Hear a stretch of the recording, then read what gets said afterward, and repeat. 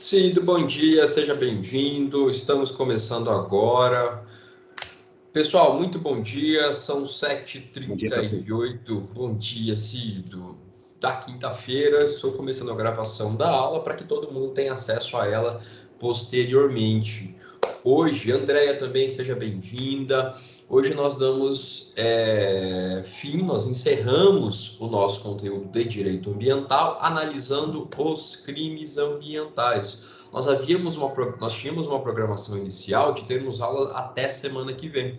No entanto, como o período de aulas de vocês foi reduzido para que se encerrasse amanhã e a partir da semana que vem vocês tenham total disponibilidade para realizar as provas interativas de vocês, a gente encerra hoje, portanto, a nossa disciplina e encerramos o nosso último conteúdo, que são os crimes ambientais. E aí, na outra semana, semana que vai se iniciar no dia 29, vocês farão as provas das disciplinas presenciais de vocês, incluindo direito ambiental, que serão cobrados os assuntos vistos apenas no segundo bimestre. Não se esqueçam, não deixem de fazer as atividades do AVA. Se você, por alguma situação extraordinária, perdeu alguma atividade, entre em contato comigo, me encaminhe um e-mail, se preferir, me manda um WhatsApp para justificar, mas não percam as oportunidades de composição de notas para que vocês não sejam reprovados e não sejam obrigados a me ver falando sobre direito ambiental por mais um semestre, por mais que eu seja suspeito e ache que isso é muito divertido, que direito ambiental é muito legal, assim como direito constitucional. Mas, bom, pessoal, vamos para o que interessa. Deixa eu organizar a tela. Já estou compartilhando com vocês o nosso material de hoje. E o nosso material de hoje ele diz respeito justamente ao último tópico da unidade 4 de vocês, que é a tutela penal ambiental. Ou seja, nós já falamos ao longo da disciplina sobre responsabilização administrativa decorrente do poder de polícia ambiental, que se dá, por exemplo, quando um órgão de fiscalização ambiental realiza uma autuação administrativa, aplica uma multa, embarga um empreendimento. Isso se dá na esfera administrativa, fora do poder judiciário. Isso é realizado pelos órgãos da administração ambiental. Falamos em especial nas últimas aulas sobre a responsabilização civil ambiental. Nós falamos especificamente sobre as características da responsabilização civil e depois vimos nos nossos dois últimos encontros como se dá o processo judicial de responsabilização civil de alguém. E agora a gente encerra falando da terceira esfera de responsabilização, que é a esfera penal. Esfera penal que, para os indivíduos pessoa física, pode resultar em sua privação de liberdade. É a única possibilidade de responsabilização em todo o direito que tem essa chance, essa possibilidade de apenamento da pessoa. E por isso, justamente, a tutela penal se diferencia bastante da tutela civil em alguns aspectos. Portanto, pessoal, falar de tutela penal ambiental é falar, antes de mais nada, de direito penal, mas de uma especificidade do direito penal. Então, antes da gente começar a falar propriamente das especificidades do direito penal ambiental, é legal a gente conhecer, para quem não conhece, ou talvez revisar um pouquinho alguns conceitos que envolvem o direito ambiental e que vocês vão estudar com bastante profundidade, pelo menos no mínimo por um semestre, apenas isso. A gente, de todo modo, para ter essa conversa, vai fazer aquele panorama, assim que eu conseguir me achar aqui. Vai fazer aquele panorama que a gente costuma fazer para explicar alguns conceitos. Mas ainda falando de direito ambiental, de direito penal, perdão, a gente tem que ter em mente que o direito ambiental, ele se caracteriza pelo princípio ou pela característica da ultima ratio. A gente também pode relacionar a intervenção mínima, ou ainda, gente, fragmentariedade. O que isso quer dizer? Quer dizer que o direito penal, e essa é a melhor expressão que tem para a gente definir essa característica dele, ele vai funcionar, e a doutrina penalista utiliza esse termo, como um soldado de reserva. Você nunca deve tutelar uma situação, proteger uma situação, a partir da aplicação do direito penal como primeira solução. Pelo contrário, o direito penal ele só se faz presente em situações em que nenhuma outra área do direito conseguiu resolver. Então, se eu tenho um aspecto de proteção administrativa do meio ambiente, essa já é uma primeira barreira, um primeiro freio, uma primeira forma de proteção contra ilícitos ambientais. Se ela não funciona, eu também posso falar na reparação civil, ajuizar uma ação civil pública, ajuizar uma ação popular para responsabilizar aquela pessoa. A partir do momento em que nenhum desses mecanismos de garantia de proteção do meio ambiente funciona, é que a gente concebe a atuação do direito penal. Então, o direito penal ele é algo excepcional. O direito penal, considerada a sua gravidade, ele não pode se fazer presente em toda e qualquer situação do dia a dia, inclusive as atinentes ao direito ambiental. A gente tem que pensar que o direito penal ele se soma a esses outros mecanismos de defesa de bens jurídicos para robustecer a proteção. Por exemplo, o homicídio, lá do 121 do Código Penal. Aquela disposição do 121 do Código Penal, ela é o último recurso para penalizar alguém que não respeitou o direito à vida. Porque a norma penal que está ali estabelecida, ela prevê justamente, ela tem o escopo de proteger a vida. A punição a alguém pelo delito de roubo ou de furto. O objetivo dessas normas penais é proteger o bem jurídico aí protegido, é o patrimônio. Na nossa preocupação agora, nós temos a preocupação com o bem jurídico meio ambiente. Então, a lógica, a estrutura intelectual, a dinâmica por trás do direito penal em qualquer situação, ela é a mesma. E ela tem que se fazer presente como a maneira mais robusta, mais firme, mais intensa que o direito tem de tentar proteger um dado bem jurídico. Então, por essa razão também, a gente tem no campo ambiental o direito penal se somando a tudo que a gente já estudou para também tentar robustecer essa proteção jurídica. Então, como a gente estudou as regras de direito ambiental, falou em poder de polícia ambiental, falou em responsabilidade civil ambiental, a gente falou em mecanismos de proteção do meio ambiente. E agora a gente vê o direito ambiental surgindo para complementar tudo isso e proteger o meio ambiente. É por isso que eu coloquei aqui para vocês uma definição de um doutrinador bem clássico de direito ambiental, que ele vai definir o direito penal ambiental como um direito penal reparador. Por quê? Porque o direito penal ambiental ele não está preocupado, em primeiro lugar, em punir as pessoas. Em última análise, o que ele quer fazer é justamente buscar a reparação do dano. Ele é mais uma forma que se soma às outras para forçar o indivíduo a reparar o dano ambiental. Ou ainda, para quem se filia à noção de que a pena, o direito penal, tem uma função de prevenir crimes, porque existe a ideia majoritária entre nós que, se o indivíduo sabe que ele será penalizado por tal coisa, ele não a fará. Então, o direito penal também teria essa função de, em relação ao meio ambiente, reforçar esses aspectos de obrigação de defender o meio ambiente, de mantê-lo saudável, de mantê-lo incólume, tal como a sua proteção constitucional estabelece. Então, o direito penal ambiental, ele surge dentro dessa perspectiva de ultima ratio, de subsidiariedade, de fragmentariedade, de intervenção mínima. Ele é excepcional, mas ele está ali.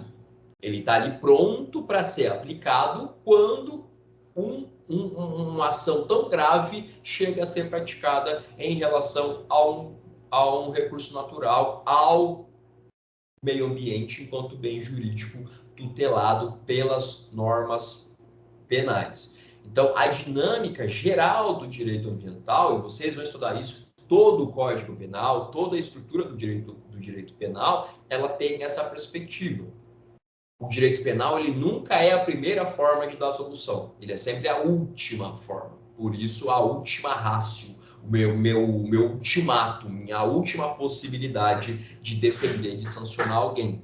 E, portanto, ele vai se agregar, ele vai se somar às formas de tutela do direito ambiental, dos bens jurídicos ambientais que nós estudamos, para que isso aconteça. Por isso, nós podemos chamá-lo de direito penal reparador, porque ele demonstra uma acentuada preocupação com a reparação do dano ao meio ambiente. Por isso que eu digo que ele se soma a todas as formas de responsabilização que nós vimos para garantir essa recuperação ambiental e para garantir também, para alguns, a prevenção dos ilícitos ambientais. Mas, bom, pessoal, voltando para o desenho e tendo isso em mente, a gente tem que ter em mente também que o crime, a noção de crime, ela tem um conceito jurídico, nós chamamos, que é o mais utilizado, que é o que está no Código Penal, que vocês estudam, vão estudar a fundo na parte geral do Código Penal, que é o conceito analítico de crime.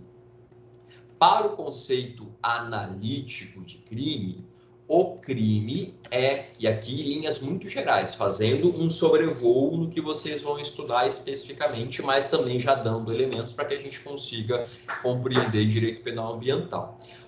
O crime é, primeiro, ele é uma...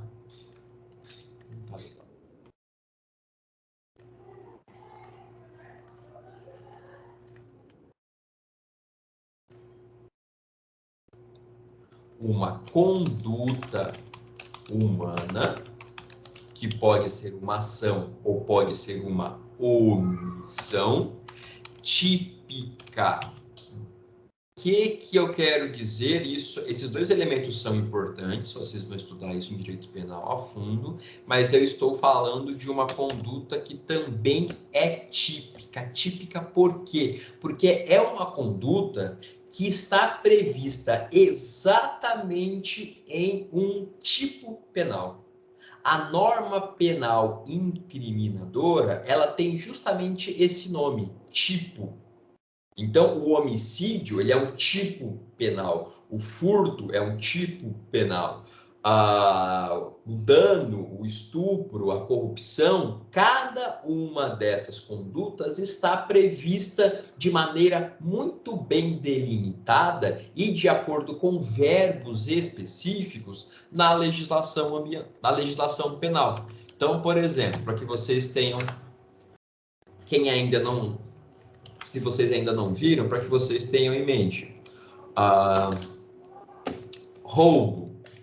Isso aqui, o 157, é o tipo penal. Então, se alguém pratica uma conduta que se adequa ao que está escrito aqui, nós estamos diante de uma conduta típica, porque é uma conduta no mundo dos fatos que corresponde a essa moldura que a lei penal estabelece. Se alguém subtrair coisa móvel alheia para si ou para outrem, mediante ameaça ou violência à pessoa, ou ainda depois de havê-la por qualquer meio reduzida à impossibilidade de resistência, sempre que qualquer pessoa em território brasileiro realizar esse verbo aqui, subtrair, só que a gente chama de verbo típico, subtrair. E aqui a gente tem as elementares do tipo, coisa alheia móvel, blá, blá, blá, blá, blá, blá. Isso aqui é um tipo penal. Da mesma forma, se nós formos no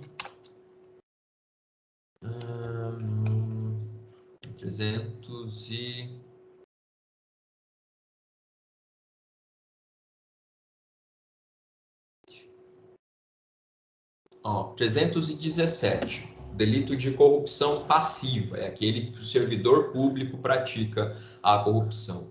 Quem solicita ou recebe alguma vantagem ou promessa de vantagem enquanto servidor público, desde que essa vantagem seja relacionada à sua função, pratica o crime de corrupção. Porque existe aqui no 317 do Código Penal o tipo penal de corrupção passiva. Da mesma forma, quem, por exemplo... Não, isso.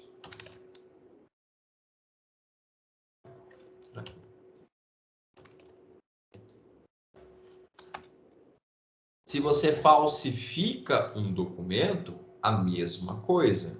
Notem que todo o direito penal, toda essa parte de tipos, ela sempre segue essa mesma estrutura. A gente chama essa parte que descreve a conduta de preceito primário. E ela sempre vai ter um verbo típico, ela sempre vai ter as elementares, que são esses complementos ao verbo típico, e o preceito secundário é a parte que diz a que pena a pessoa está sujeita.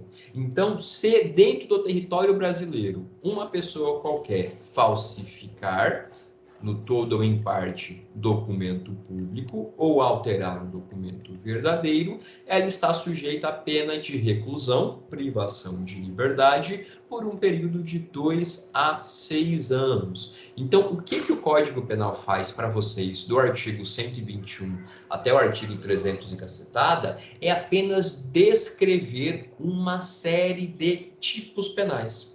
É essa estrutura que te diz, olha, sempre que alguém praticar tal conduta, você estará diante de uma situação de tipicidade. Então, o crime, ele sempre é uma conduta típica. Só que essa conduta, pessoal, para que vocês não fiquem com isso solto na mente de vocês, ela, além de típica, ela também precisa ser antijurídica ou ilícita. Porque não basta que a conduta seja típica. O autor dessa conduta, ele não pode ter praticado esse fato para que eu esteja diante de um crime em legítima defesa,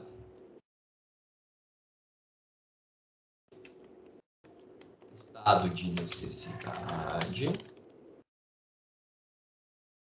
ou estrito cumprimento de dever legal ou no exercício regular de direito. Quer dizer, só para que vocês não fiquem com isso solto, tá? Vocês não se preocupem, vocês vão estudar isso aqui em direito penal com profundidade, com detalhamento com o detalhamento. Eu perdi.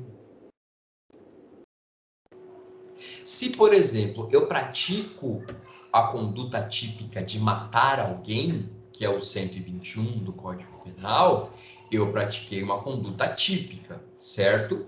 Ela é criminosa? Não sei. Eu só tenho um crime presente quando eu preencher os 3 elementos de um crime. Se eu tenho só um elemento, eu não tenho crime. Então, se o indivíduo pratica uma conduta que é típica, mas ela não é ilícita, ou seja, ela é lícita, eu não estou diante de um crime. Então, a legítima defesa, o estado de necessidade, que é como se fosse uma legítima defesa, mas com algumas circunstâncias diferentes. Se eu estou cumprindo um dever legal, se eu estou exercendo um direito, essas situações todas, nós chamamos elas de excludentes de ilicitude.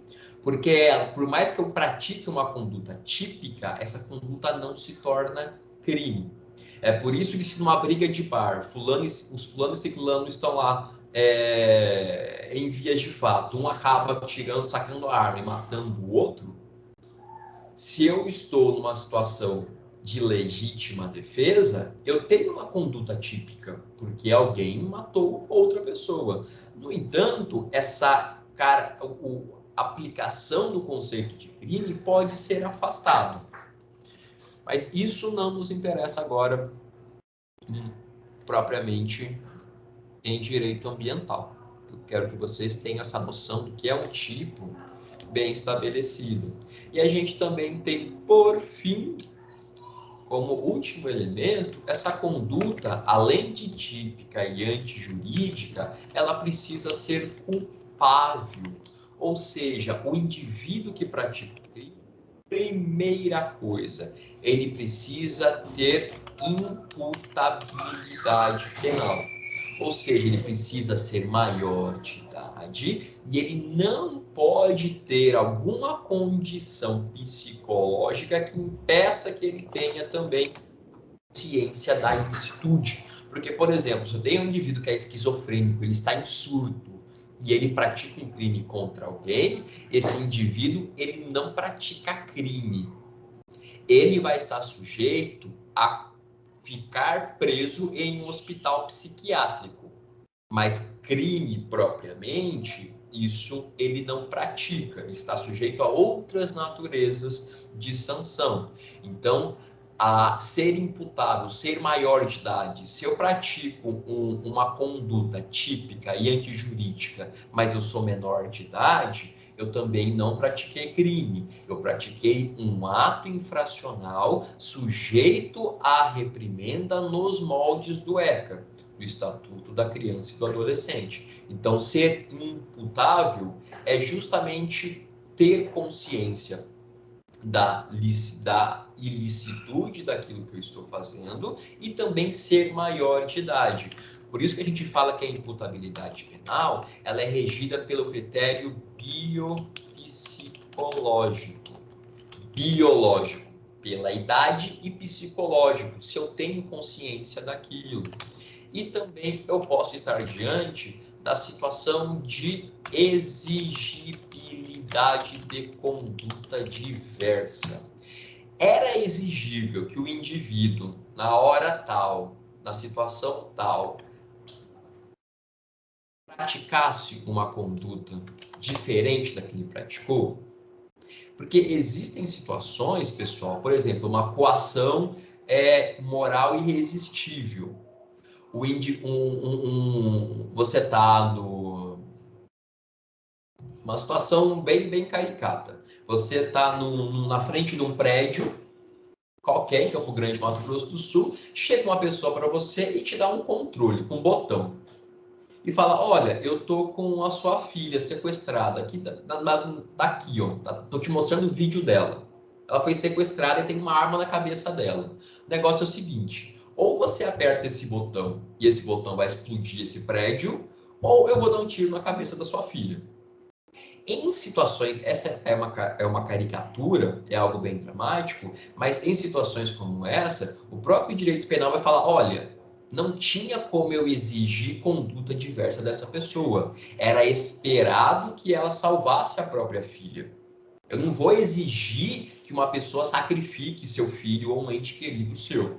Isso vocês vão estudar com mais detalhes, tá? Então não se preocupem. Eu quero só que vocês já tenham esse panorama do que é o direito penal, por que a gente está falando de direito penal e direito ambiental. Então, se eu estou diante de situações em que a pessoa é inimputável, que é o antônimo de imputável, ou se eu estou em uma situação de inexigibilidade de conduta diversa, eu também não tenho crime, porque eu só tenho crime quando eu estou diante de uma conduta típica, antijurídica e culpável. Em qualquer outra situação, o crime é afastado. Tinha um professor meu na faculdade que falava, olha, o crime é como se ele fosse um castelo de cartas. Cada elemento dele está aqui.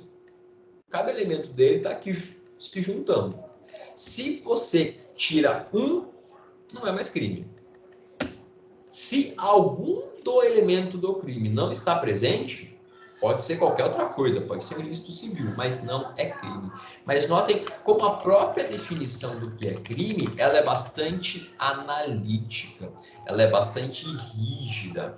E notem a partir daí também esse atributo de última ratio, de soldado de reserva. No nosso direito penal ambiental, a gente vai ter que ficar esperto com esse primeiro elemento aqui, porque nós temos algumas especificidades bem nesse ponto.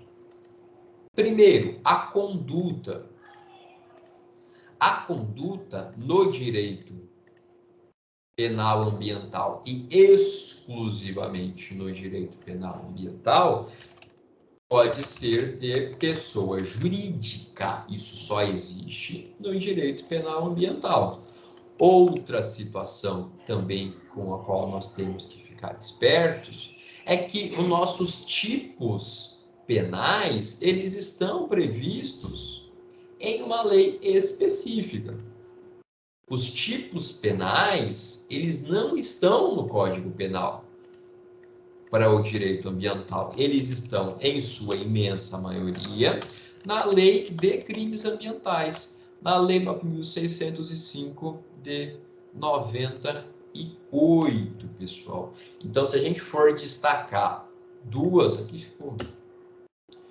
situações que chamam a atenção e que destoam bastante do que vocês vão estudar em direito penal, é isso. Primeiro, a única possibilidade de responsabilização de pessoa jurídica por crime só existe no direito ambiental. E outra coisa, os crimes ambientais não estão no Código Penal. Não adianta, vocês não estudarão em direito penal isso. Vocês verão aqui comigo agora a lei que nos interessa da lei de crimes ambientais, e se vocês, algum dia depois de formados, quiserem se aprofundar ou forem estudar para concursos em níveis mais aprofundados, vocês também terão que estudar, mas estão apenas, melhor dizendo, estão especialmente previstos na lei 9.605 de 98. Pessoal, lembrando que a sala é de vocês, por favor, perguntem, questionem, eu estou aqui para vocês não saiam com dúvida. Então, tendo essas considerações em mente, nós podemos falar de maneira mais específica do que nós temos para o direito penal ambiental. Primeiro, essa previsão separada da responsabilização penal ambiental, nós já vimos isso na nossa primeira aula, que isso decorre de um mandamento constitucional. A própria Constituição Federal, no seu artigo 225, parágrafo 3º, fala para a gente que as condutas e atividades consideradas lesivas ao meio ambiente sujeitarão os infratores, pessoas físicas ou jurídicas, a sanções penais e administrativas, independentemente da obrigação de reparar os danos causados. Ou seja, a própria Constituição nos fala em 3 esferas independentes de sancionamento: penal, está aqui destacado para vocês, administrativa, e reparar o dano é o quê? É obrigação civil, é responsabilidade civil. E para regular essa disposição constitucional, vem justamente 10 anos depois a Lei 9.605, que em seus primeiros artigos nos traz um esboço do que esperar das suas previsões. E ela nos traz justamente a responsabilização de toda e qualquer pessoa que praticar ou concorrer para a prática de algum crime ambiental nela previsto. Lembrando que essa lei vai ser a lei que vai trazer os tipos penais. Assim como o Código Penal tem os tipos penais que a gente chama de comuns, a Lei 9.605 traz para a gente os tipos penais específicos de matéria ambiental. E a grande inovação, o grande ponto peculiar que concretiza o mandamento constitucional de responsabilização de pessoas jurídicas está no artigo 3º da Lei 9.605, que repete o que está na Constituição e agora no campo infraconstitucional, no campo legal. As pessoas jurídicas serão responsabilizadas administrativa, civil e penalmente. Ou seja, em relação aos tipos da Lei 9.605, pode ser autor do crime, pode executar, pode levar a efeito, pode praticar, perpetrar uma conduta típica a pessoa física e exclusividade do direito penal a pessoa jurídica também. E pensem, por que eu posso responsabilizar a pessoa jurídica? Pelo reforço que o direito penal ambiental é para os demais campos de tutela, de defesa do direito ambiental. Porque se entende que os ilícitos ambientais, eles, no mais das vezes, não são praticados pelo João da Silva, pelo indivíduo. Geralmente eles são praticados, sobretudo os grandes crimes ambientais, no interesse de uma empresa, no interesse de uma pessoa jurídica. Então, por isso, e para que esse reforço de proteção do meio ambiente funcionasse melhor, se estabelece essa responsabilização da pessoa jurídica. Saibam nesse aspecto que eu posso responsabilizar a pessoa jurídica independentemente de responsabilizar uma pessoa física. Então, se eu tenho uma ação, um ilícito ambiental praticado por uma pessoa física em proveito de uma pessoa jurídica, ou se essa pessoa física estava à frente da empresa, era o seu administrador, o seu controlador, o seu sócio principal, eu posso responsabilizar a pessoa jurídica criminalmente, ainda que eu sequer consiga identificar quem foi a pessoa física. Porque imaginem a estrutura de uma grande empresa, imaginem a Vale, por exemplo. Imaginem as empresas por trás dos desastres em Minas Gerais, em Brumadinho, por exemplo. Você muitas vezes terá dificuldade em identificar quem foi a pessoa que apertou o botão.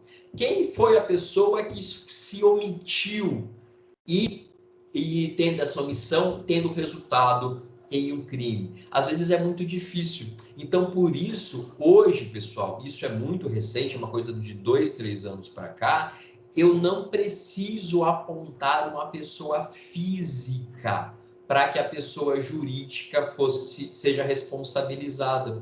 Porque antes havia entre nós o que se chamava de teoria da dupla imputação.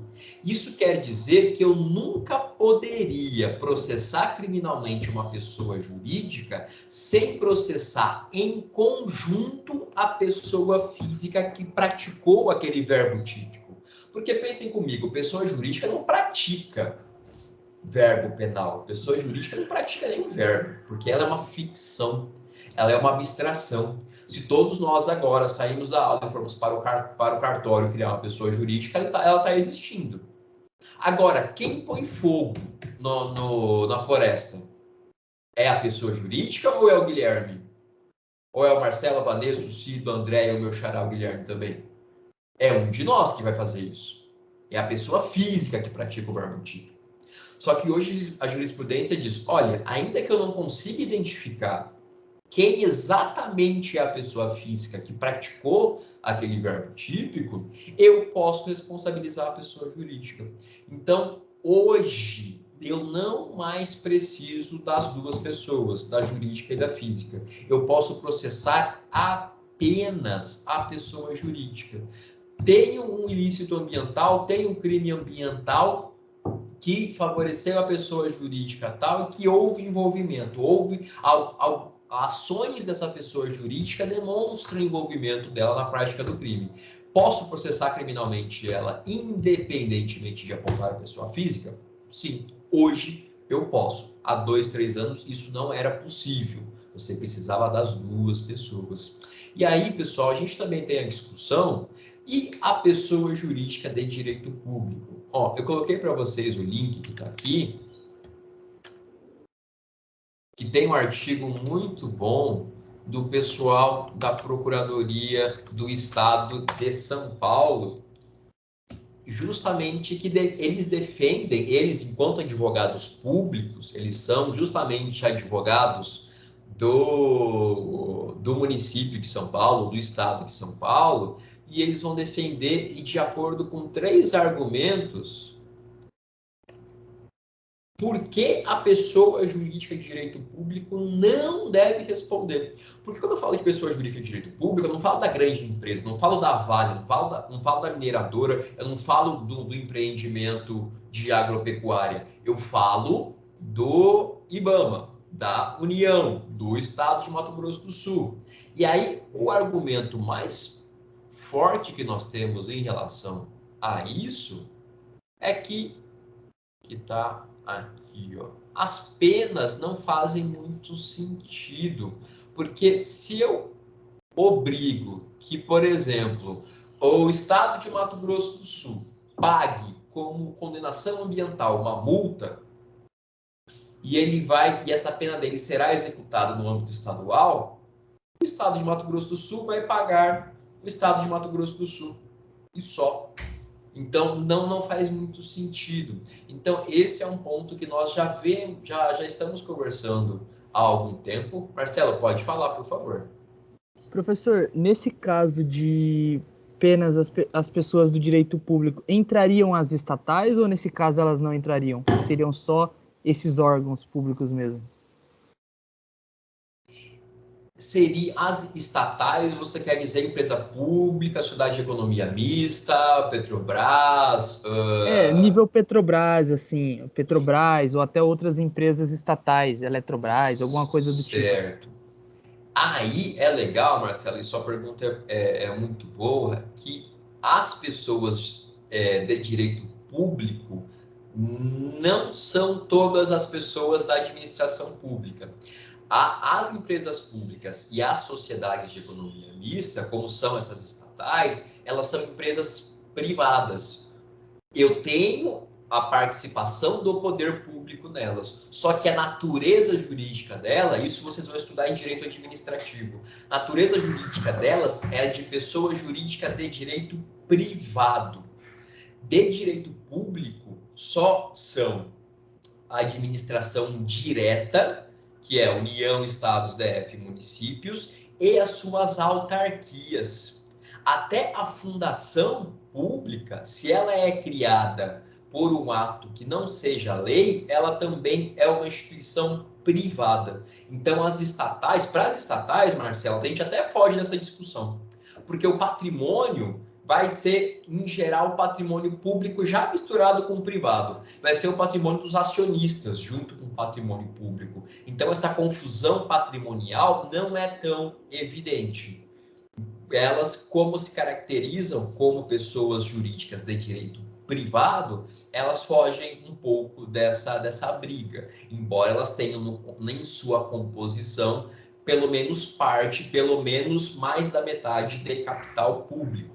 Empresas públicas que são compostas integralmente por dinheiro público, independentemente de onde venham. E as sociedades de economia mista são compostas por pelo menos mais da metade de capital público e o resto é controlado por acionistas. Elas são sociedades anônimas. Então, as estatais, é muito mais fácil caracterizá-las como pessoas jurídicas de direito privado e falar, opa, você não. Você vai responder sim. Calma aí, você é de direito privado. Com certeza, até porque quando você entra com o capital, né, privado, você começa a ter os interesses também privados, né? Então você E o pega, lucro por também, exemplo, né? o lucro também. Mas no quesito de tomada de decisão, vai ser muito mais no sentido do lucro. Então isso acaba que pode acarretar em danos ambientais, sim. Sim, com certeza. E essas empresas, quando elas se constituem, a forma de gerência delas é uma forma privada. É conselho de administração, ela vai ter um CEO, vai ter um CCO, é a mesma estrutura das empresas privadas. Só que você vai ter ali um peso maior do dinheiro público. Mas são empresas que justamente elas funcionam como o Estado empresário, nós falamos em direito administrativo, são empresas que visam lucro, são empresas, as empresas públicas, às vezes nem tanto, mas elas têm pelo menos que levantar capital para conseguir se fazer sustentar. Mas essas empresas, elas são empresas privadas, então elas não poderiam se valer desse argumento. Aqui a gente está mais preocupado em falar União, Estados, municípios e também as respectivas autarquias. Não se assustem com os nomes, porque vocês também vão estudar isso em direito administrativo, tá, pessoal? E eu trouxe para vocês, então, quem quiser, eu vou deixar, o link tá para vocês no material, quem quiser se aprofundar um pouquinho, dar uma lida, pelo menos desses argumentos contrários e a favor, que era basicamente a atividade 3 de vocês, fiquem à vontade, por favor. Tá aqui, esse pge.sp.gov.br.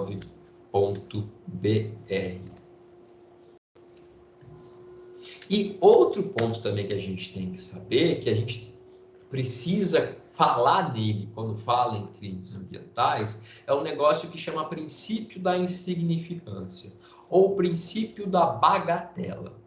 Pessoal, quando a gente fala em tipicidade penal, que é o que está aqui, a gente vai ter uma divisão. Vou tentar deixar menos caótico possível. A tipicidade penal, ela pode ser formal e ela pode ser material. Aliás, ela tem que ser as duas coisas. Para que eu fale que uma conduta ela é típica, ela precisa ser formalmente típica e também materialmente típica. Professor, o que você está querendo dizer com isso? Gente, uma ação formalmente típica é a conduta que se encaixa em um tipo penal. Então, vamos, no Código Penal, artigo 129. Vamos lá. Lesão corporal. Ofender a integridade corporal ou a saúde de outrem. Isso é um tipo penal, lesão corporal, lá no 129 do Código Penal. Ofender a integridade corporal.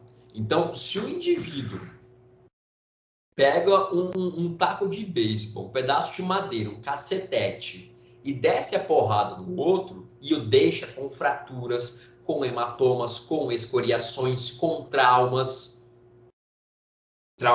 físicos, isso é ofensa à integridade física de alguém? É. Então, eu tenho tipicidade formal? Tenho. Eu tenho tipicidade material? Ou seja, o bem jurídico protegido pela norma, a integridade, ele foi realmente ferido? Ele foi realmente atacado? Foi. Eu tive uma ofensa à integridade física da outra pessoa de maneira intensa. Eu ofendi a integridade física dela. Agora, imaginem a situação em que um indivíduo dá um tapa na cara do outro. De levinho ainda, de luva, só para humilhar. Pá. Isso, eu posso falar que ofende a integridade física? Olha, vamos falar que deixou um roxinho. Deixou, tá. Então, eu posso falar que isso é formalmente típico. Mas eu realmente tenho uma ofensa ao bem jurídico e integridade física? Percebam que essa é uma conduta muito pequenininha, insignificante. Por isso, o princípio da insignificância. Um exemplo muito comum, furto. O furto, o indivíduo vai até o Comper, que é uma rede grande, que é uma rede que tem Mato Grosso do Sul, sul do Brasil, tem um patrimônio de milhões e milhões e milhões e milhões de reais. Esse indivíduo foi até o Comper e furtou um pacote de bolacha. Quando eu tenho a conduta subtrair coisa alheia, eu estou diante do delito de furto formalmente? Estou. Alguém praticou a conduta descrita no tipo penal. Mas houve ofensa ao patrimônio do Comper? Não houve. Se eu não tenho uma ofensa real ao bem jurídico tutelado, eu não tenho conduta típica. A tipicidade é afastada. E lembre, se o crime é um castelinho de cartas, que se eu tirar uma delas, todo o castelo cai, se eu não tenho tipicidade, eu não tenho crime.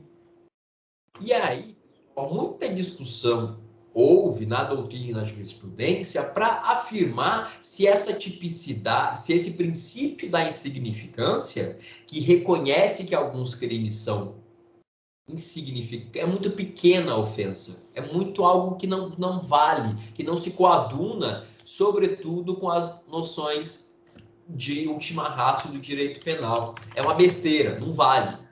Muito se discutiu se esse princípio da insignificância se aplicaria em matéria de direito ambiental. Por algum tempo se afirmava que não seria possível, porque todo e qualquer ilícito contra o meio ambiente faria uma lesão a um todo mais amplo, a um contexto mais abrangente. No entanto, hoje, pessoal, a gente tem começado a ver jurisprudência do STF e do STJ reconhecendo sim que o princípio da insignificância pode ser aplicado em matéria ambiental também. Aí eu trouxe para vocês o exemplo de um julgado do STJ de 2017.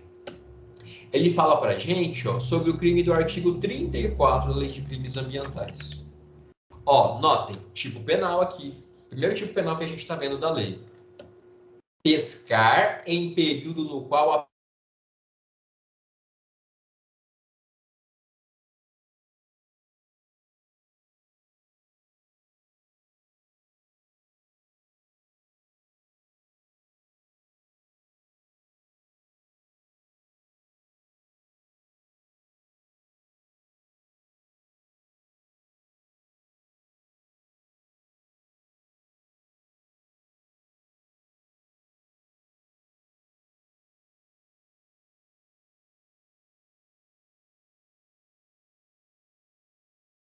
Professor, travou aqui para mim.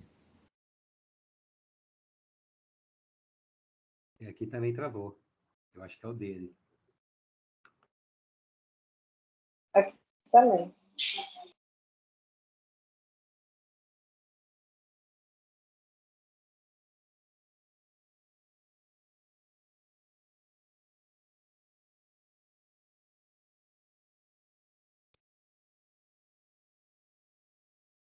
O professor acabou de mandar mensagem falando que já vai voltar, deu uma caída a internet dele. Beleza?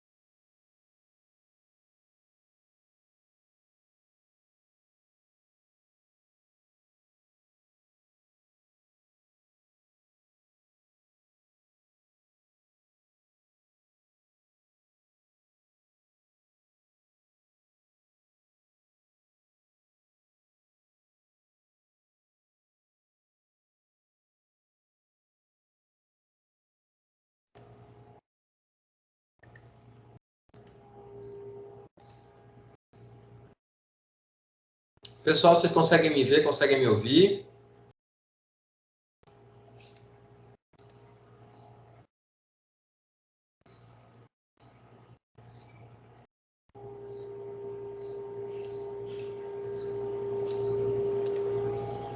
Teste. Vocês conseguem me ver? Conseguem me ouvir? Tá tudo certo? Certo. Ai, que bom. Gente, desculpa o ocorrido. Perdi meu desenho, que droga. Então, gente, peço desculpas, mas voltando. O princípio da insignificância. A gente tem no artigo 34 da Lei 9.605 justamente o delito que sanciona a pessoa que pratica pesca de maneira irregular. Seja pescando em período de defeso, seja pescando em locais em que isso não é permitido, ou ainda pescando peixe fora do tamanho permitido, pescando peixe de espécie que não pode ser pescada, pescando peixe em quantidade ou mediante técnicas que não são permitidas, pescar com rede, por exemplo, e também outras condutas que são criminalizadas pela Lei 9.605 enquanto tipos ambientais, tipos penais em matéria ambiental. O que, por exemplo, decidiu o STJ aqui em 2017? Olha, se o indivíduo pescou um peixe, devolveu o peixe vivo ao rio, esse cara praticou crime? Não, isso é insignificante. É claro que o peixe sofreu o processo de estresse, foi perfurado pelo anzol, etc. Então você tem ali alguma lesão ao meio ambiente. Mas isso realmente feriu o meio ambiente enquanto bem jurídico protegido por essa norma penal? Não. Então, hoje nós temos situações de reconhecimento da aplicação, sim, do princípio da insignificância em matéria penal. Então, em uma situação como essa, em que o indivíduo pesca um peixe só, ou que fosse 3 peixes, 2 peixes, a depender, claro, de qual peixe da metragem do peixe, do tamanho do peixe e etc. Se é período de defesa, se não é, onde o indivíduo pescou. Mas se ele só pescou um peixe, imagina que é período de defesa agora, Piracema, fechou a pesca. O cara foi lá e pescou um peixe. Ele praticou um crime?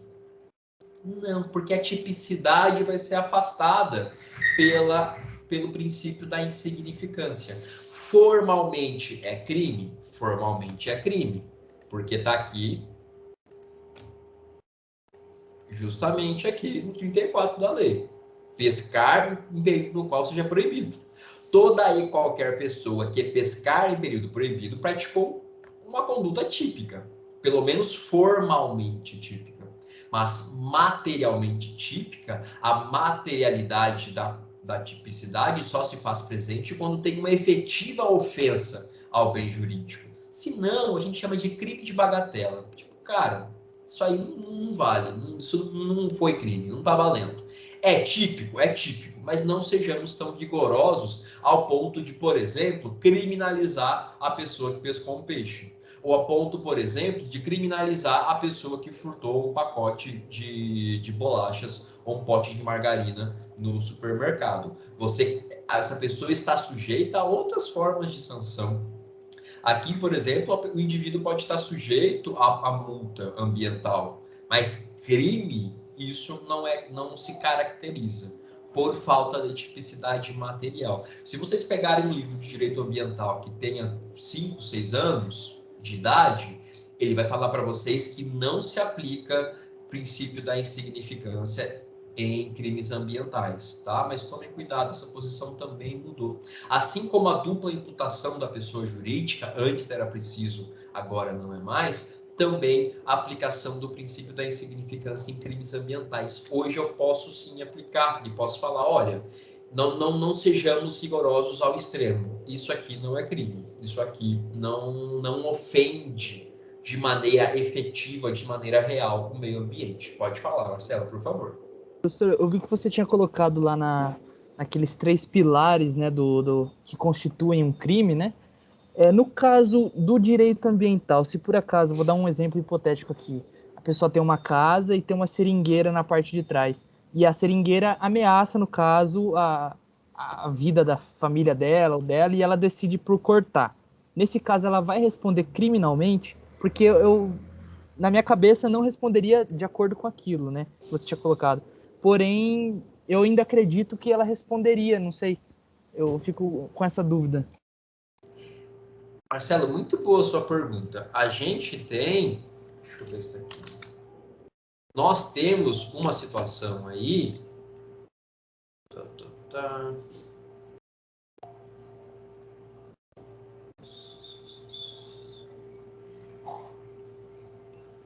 Deixa eu achar o tipo penal certinho. A gente tem uma situação em que você tem a árvore que é de maneira indevida retirada, levada ao chão. Mas você, diante dessa situação, se a árvore te coloca em risco, você alega estado de necessidade. Então você não responde pelo crime. Porque, olha o Ministério Público, olha policial, ou eu derrubava a árvore, ou minha casa, minha família, minha vida ia estar em risco. Então é como se fosse uma legítima defesa um pouquinho diferente. É que vocês vão estudar em direito penal, que a gente chama de estado de necessidade. Se um animal, por exemplo, vai te atacar, você pode matar o animal. A onça pintada vai te atacar, você pode matar. Isso também é estado de necessidade, porque é um animal que está te atacando.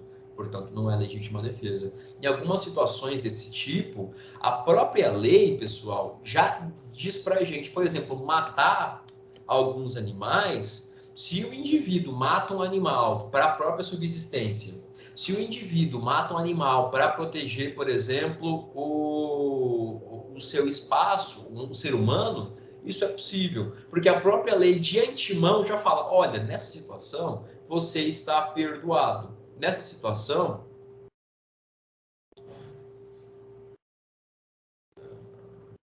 é que eu não estou achando aqui fácil. O professor, eu não sei se entra também nesses casos que você falou de animais, animais que são considerados meio que pragas naturais, tipo javali ou porco do mato. Sim, inclusive estão sujeitos à caça. Mas existem situações em que você pode matar um animal que está em risco de extinção. Pode acontecer. Se você fizer isso para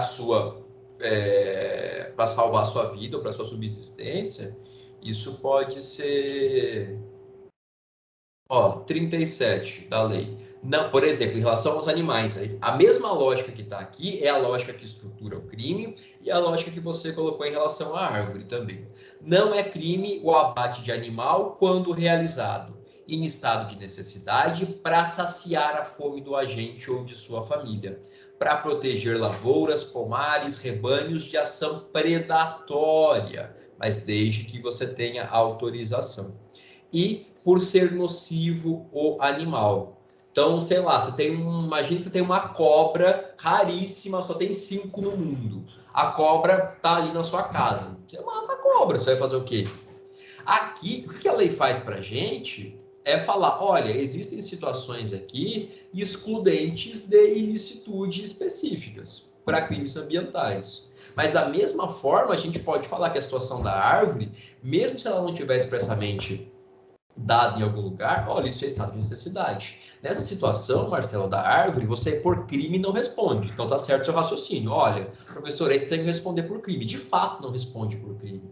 Porque ali eu tenho uma conduta que é típica, mas que não é ilícita. É conduta típica, mas lícita. Ela é uma conduta correta. Ela é uma conduta que se fez presente em razão de um estado de necessidade. Porque eu precisava. Ou eu derrubava a árvore, ou eu colocava em risco minha família, minha casa, a minha própria vida. Mas é possível que, independentemente disso, essa pessoa responda administrativamente, talvez. Porque as esferas, pessoal, administrativa, civil e criminal, elas são independentes. Então, nada impede que essa situação que você escreve, a pessoa tenha que pagar uma multa. para o órgão ambiental responsável, para o município, para o órgão ambiental municipal. Então, seu raciocínio é certo quando você diz, olha, não é crime, mas eu também acho que responderia. Então, realmente, pode responder administrativamente, mas crime não é, por conta do nosso segundo pilar ali do crime. E notem que a própria lei 9.605, ela já traz para a gente algumas situações em que ela de antemão já diz, olha, aqui não tem crime, aqui a conduta é lícita, aqui a conduta é permitida. Então, isso é possível, sim. E aí, na sequência, a gente tem os crimes contra a flora.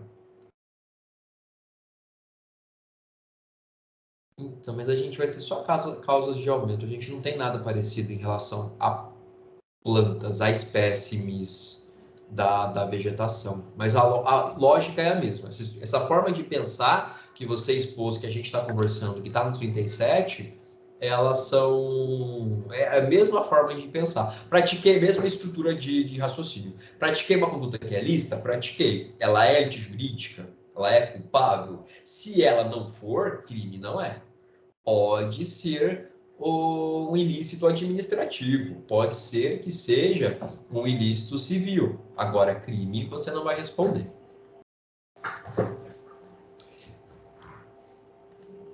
Pessoal, na sequência, eu trouxe para vocês, para que a gente não morra de tédio, lendo crime por crime, cada um dos 40 e poucos crimes que estão na lei, eu trouxe para vocês aqui, em linhas gerais, as características de cada um dos tipos de crime que a lei estabelece. Porque se a gente for parar para ver a lei, notem que ela vai começar aqui, ó, no 29, crimes contra a fauna. Então, crimes que ela estabelece praticados contra animais. Na sequência, crimes contra a flora, ou seja, crimes contra a vegetação em sentido amplo. Na sequência, nós temos o crime de poluição, que é o 54. E aqui também ela prevê alguns outros crimes secundários, do 55 até o 61. Depois nós temos crimes contra o ordenamento urbano e o patrimônio cultural, porque isso aqui é bom a gente saber, pessoal, como a gente fala em meio ambiente, nós falamos do espaço que nós ocupamos no mundo. Nós falamos de tudo aquilo que nos cerca, tudo aquilo que nos rodeia. Então, a natureza é meio ambiente? É. Mas não apenas a natureza é meio ambiente. Alguns colocam, por exemplo, o pessoal do direito do trabalho vai falar, existe também um meio ambiente do trabalho, existe também um espaço de convivência organizacional, de labor, que é o meio ambiente. Por quê? É aquilo que nos rodeia. E a gente também tem, fora do direito do trabalho, que o ambiente é composto pelo meio ambiente ambiental, pelo meio ambiente cultural e pelo meio ambiente artificial. Então, cidade é meio ambiente? É. Tanto é que, olhem aqui, se você pichar um muro ou um monumento, você praticou um crime ambiental. Mas, professor, isso aqui é cidade, você falou de vegetação, de bicho, a disciplina inteira. Existe a faceta meio ambiente que também abrange a cidade. A gente, às vezes, no direito, separa para falar em direito urbanístico, mas que nada mais é do que uma especificidade do direito ambiental, porque o ambiente ele é tudo isso. Meio ambiente também é cidade. Por isso, por exemplo, que se você pichar ou conspurcar, se você vandalizar de alguma forma um monumento urbano, você está sujeito à pena prevista na lei. Isso aqui nunca vai dar prisão, isso aqui geralmente é alvo do juizado especial, mas é um crime. Pode falar, Marcelo, por favor. Até você colocar o lixo no local errado, até você fazer o descarte incorreto, né, vai gerar um dano ambiental para a cidade, né? Então ele pode ser considerado sim. Sim, e tudo nos envolve, e tudo faz parte desse grande complexo que nós ocupamos, que em última instância, em última análise, tem impactos no globo, tem impactos na Terra como um todo. Então, cidade também é meio ambiente. Outra coisa que a gente considera também, gente, patrimônio cultural, meio ambiente cultural, nós também consideramos. Então, por exemplo, eu estive esses últimos dias numa comunidade ribeirinha que se desenvolveu, que começou a ter povoação a partir do entroncamento dos trilhos que vão até Corumbá. Ali você vi prédios que foram construídos em 1908, 1904, que tem a logo ainda do noroeste do Brasil. Aqueles são prédios tombados. O que é isso? Isso é um patrimônio cultural, é um patrimônio histórico nosso. Então, os monumentos que nós temos que são objeto de tombamento, e ainda que não sejam propriamente tombados, mas construções, mais edificações, mais espaços que representem aspectos da nossa cultura, que representem aspectos da nossa história, que representem potencial turístico, tudo isso, pelo seu só valor, também é objeto de proteção pelo direito ambiental. Isso também é meio ambiente em sentido amplo. Então, ambiente não é apenas natureza. Ambiente é natureza, o ambiente artificial, que é esse que nós construímos, em especial as cidades, e também o ambiente cultural, artístico, paisagístico, histórico, turístico também. Então, aqui nessa parte da lei, ela vai se preocupar, mais uma vez, nesse escopo, nesse objetivo de reforçar a proteção ambiental, em cuidar de trazer condutas que digam respeito a essas duas facetas do meio ambiente, que não são a faceta natural, a natureza, a fauna, a flora, os complexos hídricos e etc. Ela vai se preocupar com o meio ambiente artificial e o meio ambiente também cultural também. E, por fim, nós temos crimes contra a administração ambiental, que são crimes que alguém pode praticar, seja funcionário público, no 66 e no 67, seja pessoa privada, no 68 ou no 69, também no 69A, que dizem respeito a condutas que atrapalham as atividades da administração ambiental.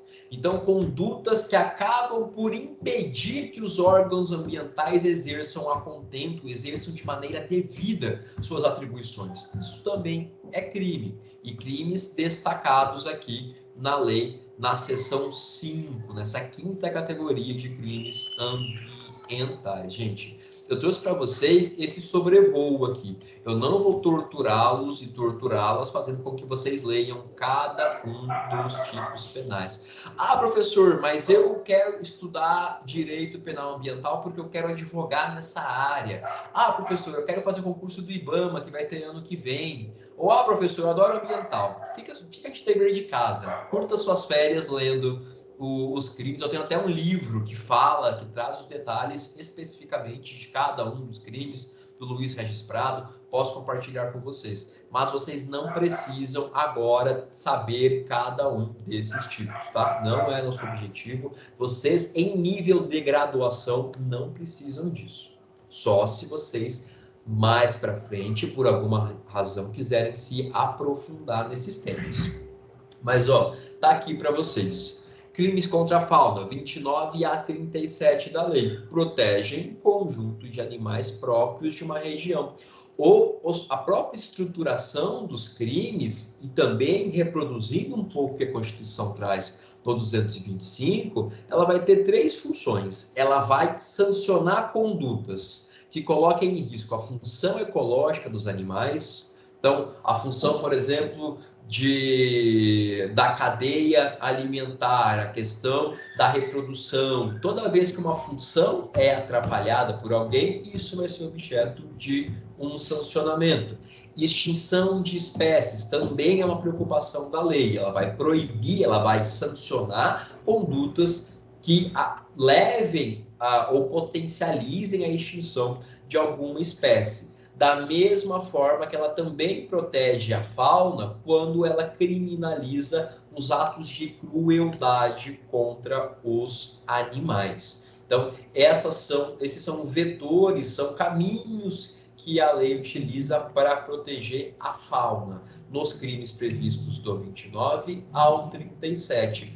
Como eu mostrei para vocês, na sequência temos os crimes contra a flora, que é a parte mais ampla da lei, que vai do artigo 38 até o artigo 53, e que protege o conjunto de plantas, o conjunto próprio da vegetação. Às vezes, pessoal, a lei fica muito presa à floresta. Só que floresta é apenas uma manifestação da flora. A floresta é aquela manifestação densa de um conjunto de dadas espécies da vegetação. Mas a noção de flora é mais ampla do que a noção de floresta.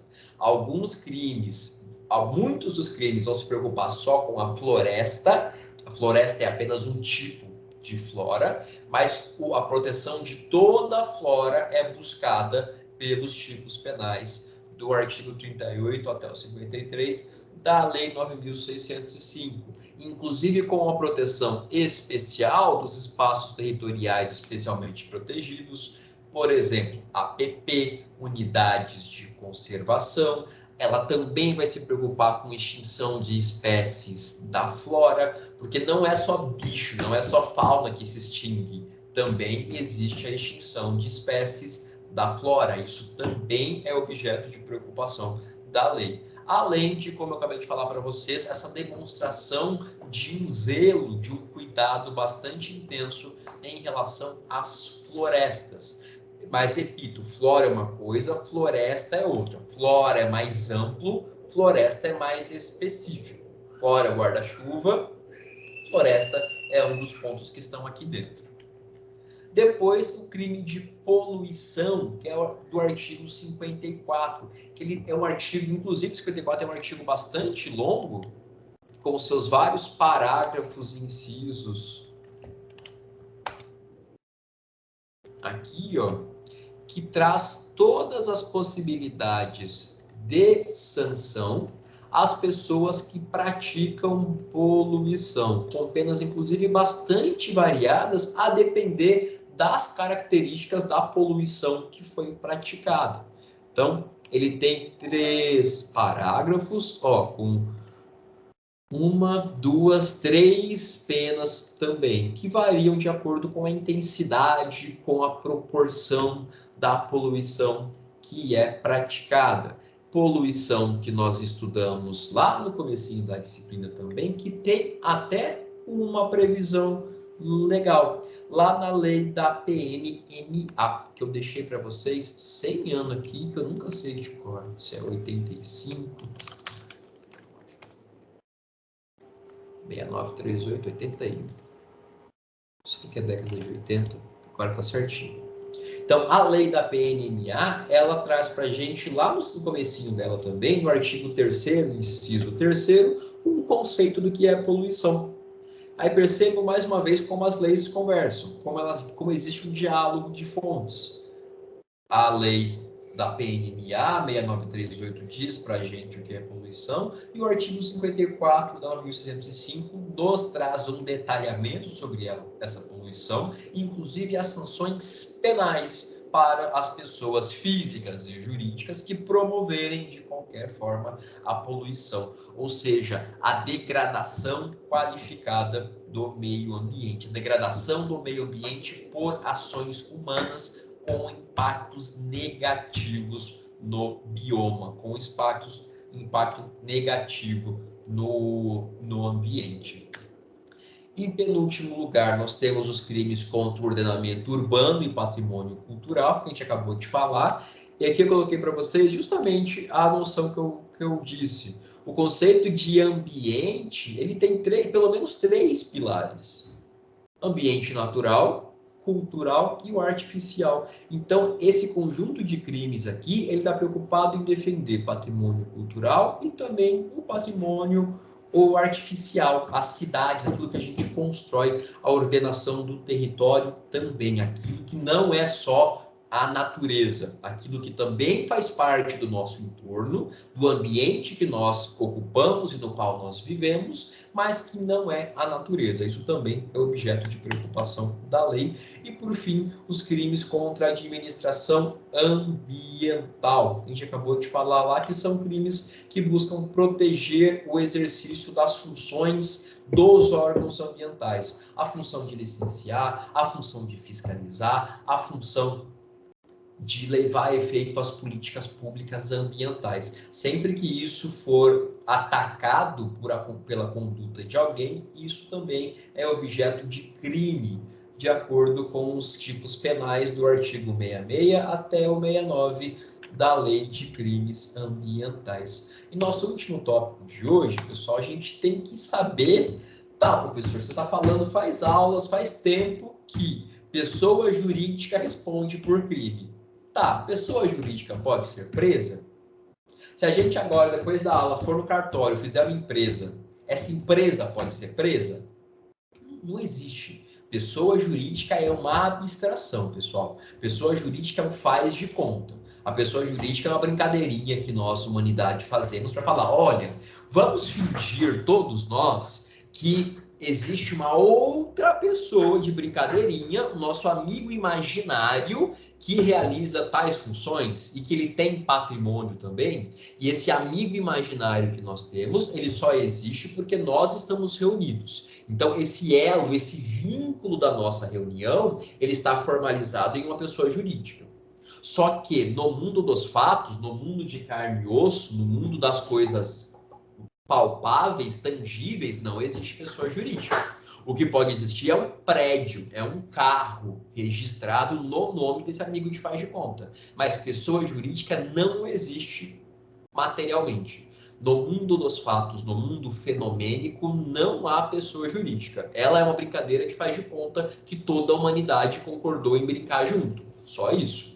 Portanto, é impossível eu pegar o meu amigo imaginário e colocar na cadeia. E falar, você está preso, fique preso aí por tantos anos. É ilógico.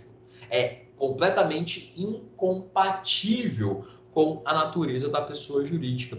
Por isso, pessoal, a pessoa física, ela vai ser punida exatamente de acordo com aquilo que o Código Penal estabelece. E vocês vão estudar em Teoria Geral das Penas. Vocês vão estudar bem depois em Direito Penal, que existem, e vão estudar os detalhamentos dessas penas. Pena, privação de liberdade, ir para a cadeia, ir para o estabelecimento penitenciário e de lá não poder sair, ter a sua liberdade, portanto, limitada. Também existe a pena de multa, que é a pena de pagar um valor para o Estado, e também as penas restritivas de direitos, que podem ser, por exemplo, prestação de serviços à comunidade, que pode ser a suspensão da sua licença para pilotar um barco, porque você praticou um ilícito utilizando esse veículo, esse barco. Podem ser todas aquelas que o Código Penal estabelece enquanto restritivas de direitos. A suspensão de direitos, a prestação de serviço à comunidade, geralmente são as mais comuns, embora não sejam as únicas, embora não sejam exclusivas. E aí, algo que apenas a lei 9.605 traz em todo o direito brasileiro, que é como eu vou punir, então, uma pessoa jurídica, se ela é um amigo de faz de conta, se ela não existe, se ela é uma abstração. A lei diz que a pessoa jurídica está sujeita a multa, notem, assim como a pessoa física, e também está sujeita a penas restritivas de direitos. A pessoa jurídica pode ser obrigada a apoiar algum projeto ambiental, a custear a manutenção de algum espaço público, há uma série de obrigações que tenham vinculação com o meio ambiente e que não sejam meramente pagar uma multa, mas outras formas de manifestação dessa restrição de direitos. Deixa eu abrir a lei para vocês, porque a gente tem a lei diz exatamente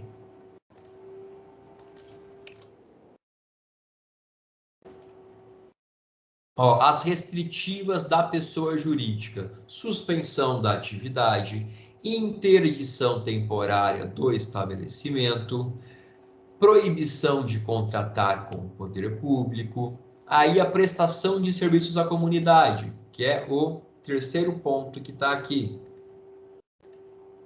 Custeio de programas e projetos ambientais, execução de obra, manutenção de espaço público, contribuição a entidades ambientais e culturais públicas. Isso tudo é o objeto da sanção da pessoa jurídica. É curioso a gente saber, pessoal, que no Código Penal, prestação de serviço à comunidade não é uma pena autônoma. Prestação de serviço à comunidade está dentro das penas restritivas de direitos, no Código Penal, para a pessoa física. Agora, para a pessoa jurídica, em vez de prestação de serviço à comunidade estar aqui dentro, restritiva de direitos, a lei coloca de forma separada, de forma destacada, como se fossem 3 espécies diferentes de penalização: multa, restritivas de direito e prestação de serviços à comunidade. Para a pessoa física é diferente. A pessoa física vale o direito penal normal, o direito penal comum. E a pessoa jurídica, artigo 21 e seguintes da Lei 9.205, que traz para a gente essas penas a que estão sujeitas as pessoas jurídicas, reforçando que é impossível aplicar a pena de privação de liberdade à pessoa jurídica. Portanto, a lei traz essas outras penalidades à pessoa jurídica. Pessoal, alguma dúvida, alguma colocação? Tudo bem com vocês? Tudo certo? Tudo certo, professor. Tudo ok, professor. Beleza, então. Esclarecido. Fico feliz. Pessoal, então, missão cumprida. Então, a gente, infelizmente, acaba nesse momento nossa disciplina de Direito Ambiental. Essa aula vai estar gravada para vocês no YouTube até a tarde de hoje. Foi um prazer imenso estar com vocês em ambiental, assim como em teoria geral do direito constitucional. Ambiental que também conta com alunos do terceiro semestre, TGDC só dou para o primeiro e segundo. Então foi um prazer imenso. Continuem contando comigo para o que eu puder ajudar. Vocês têm meu contato, vocês têm meu e-mail, têm meu WhatsApp. A prova de vocês será realizada aqui entre o dia 29 e o dia 3, e depois espero todo mundo aprovado, feliz e contente. Caso não, ainda tem segunda chamada e exame. Mas foi um prazer imenso, espero voltar a vê-los em outras disciplinas tão legais quanto direito ambiental nos próximos semestres de vocês. Repito, precisando, podendo ajudar vocês de alguma forma, contem comigo. Então, um forte abraço para todo mundo e até uma próxima. Até mais.